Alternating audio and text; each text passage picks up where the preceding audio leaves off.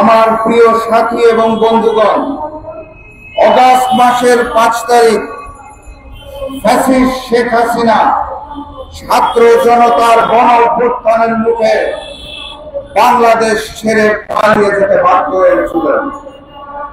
তার পরপর দায়িত্ব গ্রহণ করেছিল অন্তর্বর্তী সরকার। ৫ মাসেরও অধিক সময় পার হয়ে গেছে।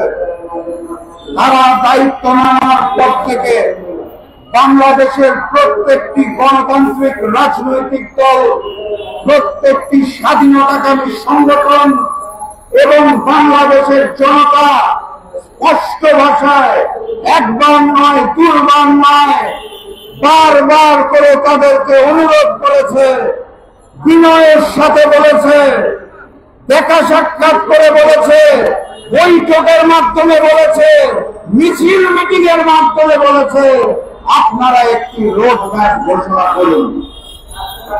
অত্যন্ত দুঃখজনক হলেও সত্য, ৫টি মাস পেরিয়ে যাওয়ার পরেও অন্তর্বর্তী সরকার একটি রোড ম্যাপ সুস্পষ্টভাবে ঘোষণা করতে পারে নাই। আমি জানি না কি কারণে, কার প্রয়োজনে, কার প্ররোচনায়, কোন উদ্দেশ্যে অন্তর্বর্তী সরকার একটি রোডম্যাপ ঘোষণা করার জন্য বিলম্ব করছে। অনেকেই আমাদেরকে ভুল বোঝে, অনেকেই মনে করেন দ্রুত একটি নির্বাচন দিয়ে আমরা বোধহয় ক্ষমতায় যেতে চাই, এর জন্য রোডম্যাপ চাচ্ছি। রোডম্যাপের অর্থ হচ্ছে দায়িত্বশীলতা। একটি রোডম্যাপ মানে শুধুমাত্র নির্বাচনের দিন ঘোষণা নয়। একটি রোডম্যাপের অর্থ হচ্ছে অন্তর্বর্তী সরকার কতদিন ক্ষমতায় থাকতে চায়, কোন কোন বিষয়ে কাজ করতে চায়, কি কি সংস্কার করতে চায়, কবে করতে চায়, কোন পন্থায় করতে চায়, সর্বশেষ নির্বাচন দিয়ে কবে বিদায় নিতে চায়, এই সম্পূর্ণ বিষয়টা হচ্ছে একটি রোডম্যাপ। একটি রোডম্যাপ ঘোষণার অর্থ হচ্ছে তাদের দায়িত্বশীলতার জায়গাটাকে সৃষ্টি করা, জনগণের সঙ্গে তুলে ধরা তারা কি কি কাজ করবেন। এই রোডম্যাপটি ঘোষণা না করে যেই লুকোচুরি করা হচ্ছে, আমি জানি না তাদের উদ্দেশ্য কি, কিন্তু স্পষ্ট ভাষায় আমরা জানিয়ে দিতে চাই, এই লুকোচুরির খেলায় আপনারা যদি বিলম্ব করেন, আরো কালক্ষেপণ করেন, তাহলে ওই ফ্যাসিবাদ আওয়ামী লীগ এবং গণহত্যাকারী দোসররা আবারও নতুন করে মাথাচাড়া দিয়ে ওঠার সুযোগ পাবে। অতএব অন্তর্বর্তী সরকারকে স্পষ্ট ভাষায় জানিয়ে দিতে চাই, আর কালক্ষেপণ বিলম্ব করবেন না। দ্রুততম সময়ের মধ্যে রোডম্যাপ ঘোষণা করুন, নির্বাচনের দিনক্ষণ ঘোষণা করুন এবং বাংলাদেশের জনতাকে ভোটের অধিকার এবং ভাতের অধিকার ফিরিয়ে দিন। এই অন্তর্বর্তী সরকারকে রোডম্যাপ ঘোষণার দাবি জানানোর সাথে সাথে আমি আরো একটি দাবি স্পষ্ট করে জানিয়ে দিতে চাই। ৫ মাস অতিবাহিত হয়েছে, এখনো গণহত্যাকারীদের ঠিক মতো গ্রেফতার করা হয় নাই। আমরা এখনো জানি না অন্তর্বর্তী সরকার দায়িত্ব নেওয়ার পরে ক্যান্টনমেন্টের ভিতরে কাদেরকে আশ্রয় দেওয়া হয়েছিল, কাদেরকে প্রশ্রয় দেওয়া হয়েছিল, কোন উদ্দেশ্যে, কাদের সহযোগিতায় ওবায়দুল কাদের সহ আওয়ামী বড় বড় নেতারা দেশ ত্যাগ করতে পারলেন, আমরা এখনো জানি না।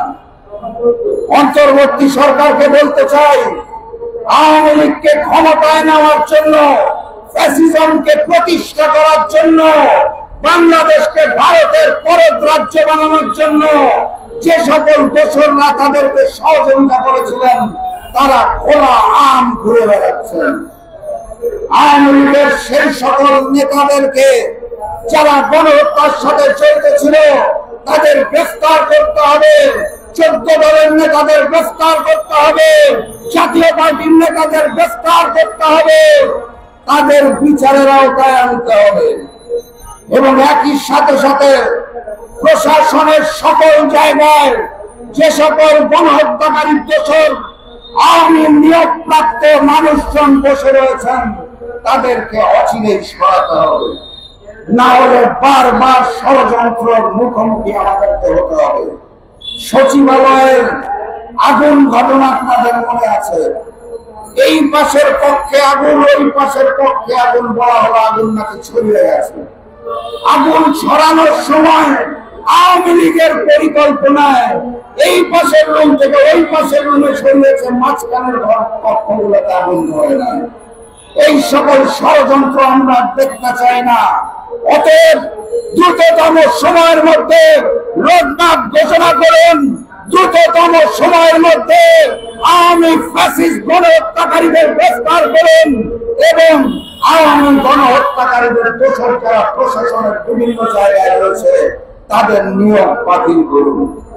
সংগ্রামী সাথী এবং বন্ধুগণ, আল্লাহ ছাড় দেয় কিন্তু ছেড়ে দেয় না। দেশনেত্রী বেগম খালেদা জিয়া রাষ্ট্রীয় প্রটোকলে জনগণের সম্মান, শ্রদ্ধা, ভালোবাসা নিয়ে রয়্যাল অ্যাম্বুলেন্সে করে দেশ ত্যাগ করেছেন চিকিৎসার জন্য।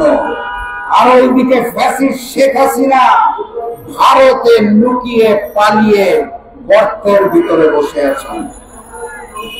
আল্লাহ ছাড় দেয়, আল্লাহ ছেড়ে দেয় না। সম্মানের মালিক আল্লাহ।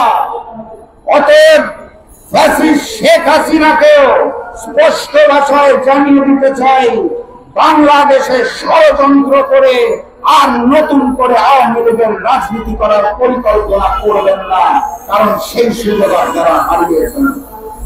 শেখ হাসিনার হাতে এই মুহূর্তে একটি উপায় আছে, যে কোনো পন্থায় হোক, যে কোনো ভাবে হোক, ভারতে উনি অনেক ভারত প্রেমী এবং আওয়ামী প্রেমীদেরকে নিয়ে যেতে সক্ষম হয়েছেন।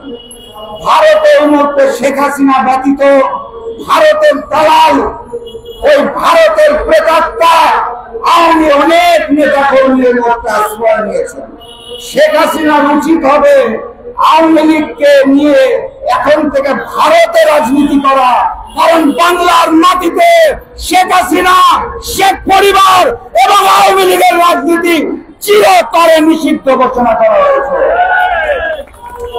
সংগ্রামের সাথে এবং বন্ধুগণ, বক্তব্য দীর্ঘায়িত করবে না, অন্যান্য সিনিয়র নেতৃবৃন্দ বক্তব্য দিবে। আমি শুধু স্পষ্ট ভাষায় জানিয়ে দিতে চাই, অনেক রক্ত ঝরেছে, নতুন করে আন্দোলনে আমাদেরকে রাজপথে নামতে বাধ্য করবেন না। কিন্তু যদি বাধ্য করেন তাহলে জানিয়ে দিতে চাই, বাংলার তৌহিদি জনতা রক্ত দিতে শিখেছে। ভারতীয় দালালি চলবে না, আওয়ামী লীগের রাজনীতি চলবে না। আগামীর বাংলাদেশ হবে গণতন্ত্রের বাংলাদেশ ইনশাআল্লাহ। আমি আজকের মতো বিদায় নিচ্ছি, আবারও দেখা হবে, আবারও কথা হবে, কিন্তু সবাইকে সতর্ক থাকার আহ্বান জানাচ্ছি, কারণ ষড়যন্ত্র চলছে এবং ষড়যন্ত্রকে আমাদের সকলে মিলে রুখে দিতে হবে। বিজয়ের পথে যাত্রা শুরু, জীবন অথবা মৃত্যু। আসসালামু আলাইকুম।